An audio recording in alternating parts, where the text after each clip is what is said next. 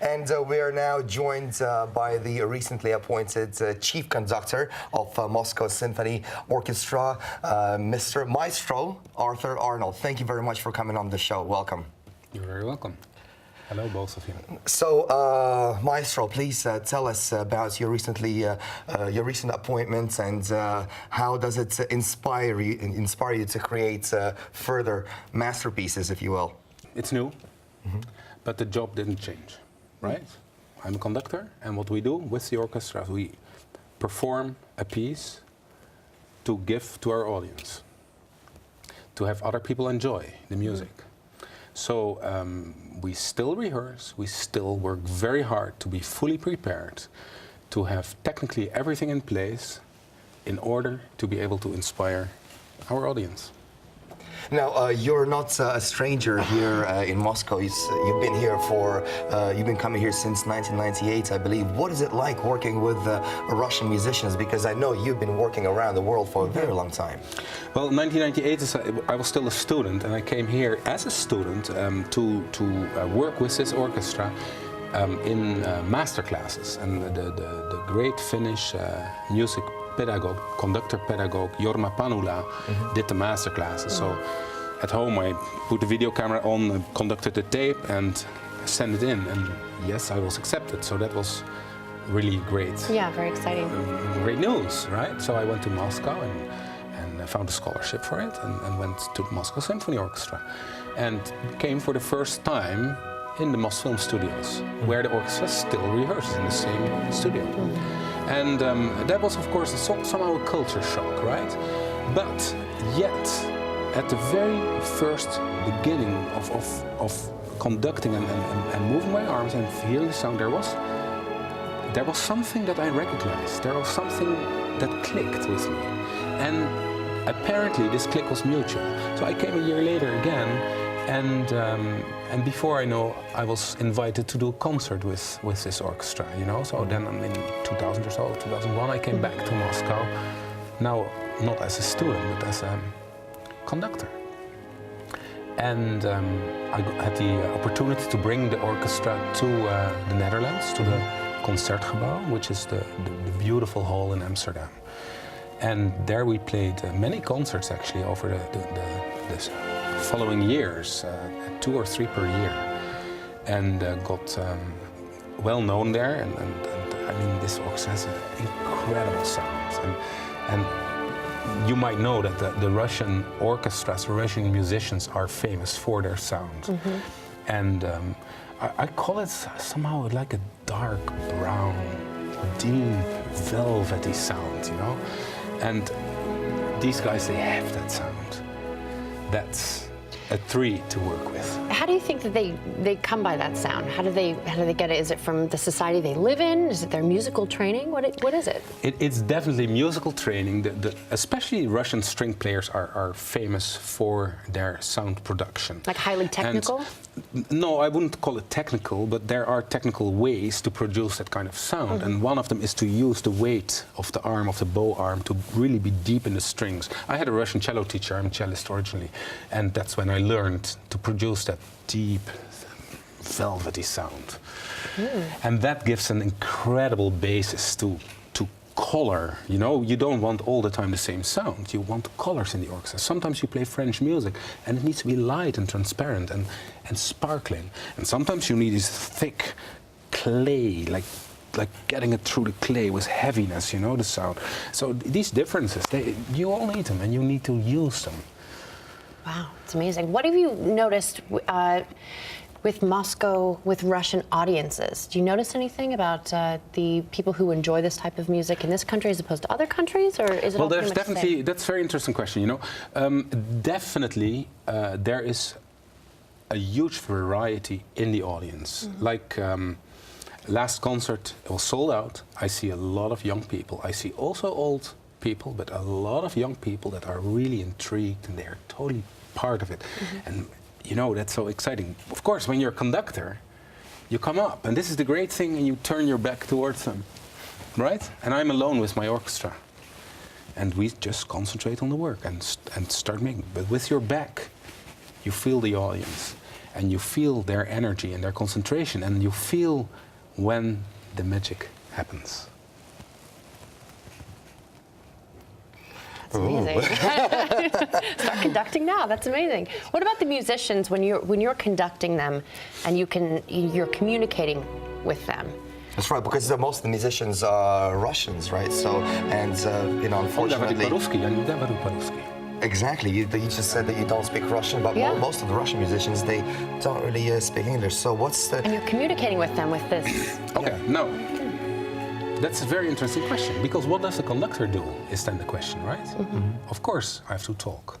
And of course I have to say, well, let's go, it's either, let's assume it's good, fine. You don't have to do anything. It can be too loud, or it can be too soft. It can be too late or too early. It can be too fast or too slow. You know, there's only a few options, really. It can be too high or too low. There's only a few options that needs adjustment. Mm-hmm. Yet it's a very incredible complexity of energies, of elements, of people that you have to bring together and make it into that final, precise, beautiful product. So yeah, you have to explain. Now, I do that in English, in German, in French, and sometimes in Russian. Mm-hmm. You know, with bar numbers, with Nie zabudź, an important one, right? Don't forget this. Right. It's so important. You know, don't forget to play really soft here. And then, as a conductor, you have your arms, you have your body, you have your eyes, you know. I know these guys pretty well. Sometimes a look and they know, yeah, you know. Now, you guys, are you trained musicians? No. Nope. No. I like to sing in karaoke. That's right. Fourth grade violin. Fourth grade violin. Here. Can you sing? Okay, and can you sing? Nope. Oh, come on. Nope. Come on, it's not about the tone. Nope, it can not be doing it. Just say pa. Pa. Okay, there you go. Look, watch me. Okay, watch. Together. I knew you were not going to do it. You were totally together with me. Right. Now together. No, I can't. Come on. No, not doing it. Not doing it. This is so sweet. I don't even do karaoke. I'll give you a cookie after we're done. This is so sweet. So we are on TV here, right? And I can't believe she's embarrassed. No, it's okay. But you know what is so important here? We are talking to many people in Russia, right? And we are trying to say something about music and but it's all about communication, right? So we want to. And you're going to guilt trip me for not singing right now. Not at all. But the idea is here, yes, you sang together with me. Right. Did I have to explain what I was doing? Absolutely No. not. You totally understood. I understood what you were wanting me to do. But you just knew when to not sing, right? Exactly. So there is a universal language. Every year I conduct an orchestra that's out of students that come from all over the world together in Canada. Literally from all over the world. They don't speak each other's languages, you know? And I lift my arms and show them when to play, and they play together in tune, in the right dynamic, in the right tempo. How do you manage to inspire them so much so they can work together like a team? Because, you know, part of your job is inspiring people to give out their heart and their soul, to do their best. And with the lack, I should say, of this, you know, the language barrier, if you will, you know, it could become even more difficult. But, you know, time and again, you are successful at it. I don't think language barriers is a problem at all, because the music is really a universal language that's understood by everybody, right? And it's, I have to be inspiring, and especially when people are tired and you have a long day of rehearsals, and we still have to achieve that goal. But it's the music really that is inspiring, and that I can't say it often enough. You know, when you hear a beautiful piece of music, you'll feel it goes straight through you, right to your heart, and it will inspire you, and you can't help it, or you get this thing over your back, right? You can't help it. It will happen. That's the power of music. What about when you've got to conduct and you're dealing with a bad piece of music, just a bad piece of music? Some music you don't like, or something you just bad music. I've talked to another conductor about how he does this, and sometimes you hurry him through it, or but you always try to figure out how do you get this through and make it sound beautiful. What do you do when you're doing a piece of music you can't stand? Well, Usually I don't program pieces that I can't stand, right? Have you ever had to do that in your career? Well, right? yeah, there are moments where I thought, okay, this is not the most incredible piece I like to do. Yeah. And but then there's always the underlying musical challenge. You know, these are the notes, how to make them sound beautiful, how to be together, how to do the right timing, how to make it work. Yeah. You just make it work. You just make it work and make it a challenge to make even that piece sound good. What's your favorite kind of music to work with? Oh, that's a hard one. You know, Maybe it depends on your mood, or no, not really. There are certainly pieces and composers that come back to me all the time. But what I find right now, for example, I'm studying a famous piece by Karl Orff, Carmine Burana, which I have to conduct next week in Romania, and you know, I realize now what an incredible piece it is. Now I open the score and I'm studying the pages and seeing the notes he wrote down and the earthy ground of this piece, you know,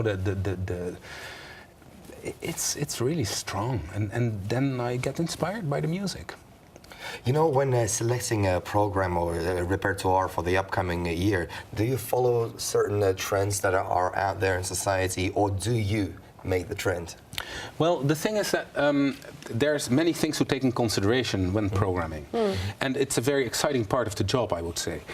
First of all, you have your audience. You need audience in the hall. If you program pieces that they won't like, then they won't come. Yeah. Right. So you have to make sure that you program pieces that people want to hear, right? Because we do it for them. And it's not always people who are well versed in classical music. These are some people who have never really heard it before, but they've heard the name or something. There's always a mix.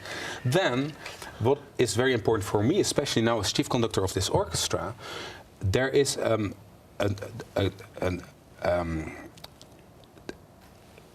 every piece has an implication on the orchestra, and every piece has something to teach you.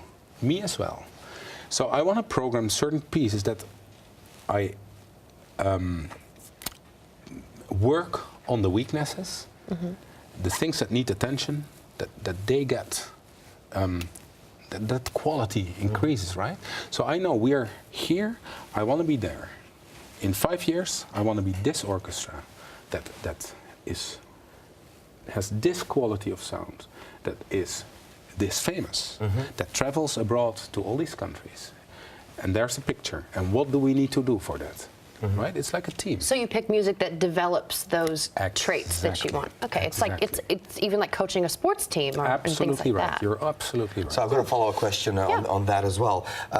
Say younger musicians. Obviously, you've mentioned that you're working a lot with younger musicians. Is there something that's you know, in fashion with them, like right now, that there's certain music they listen to more or they want to play more? And did that happen to you also while you were younger? And did you grow?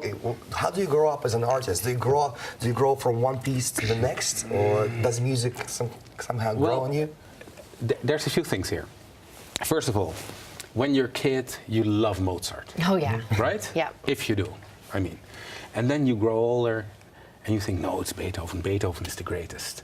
Pa-pa-pa-pam, which you will hear next Saturday, right? The 16th. This symphony we're going to do, Beethoven 5. Then you grow a little older and you think, no, it's Brahms. It's this more romantic style. And you grow older and you think, no, you know, Tchaikovsky with the beautiful melodies. No, Stravinsky.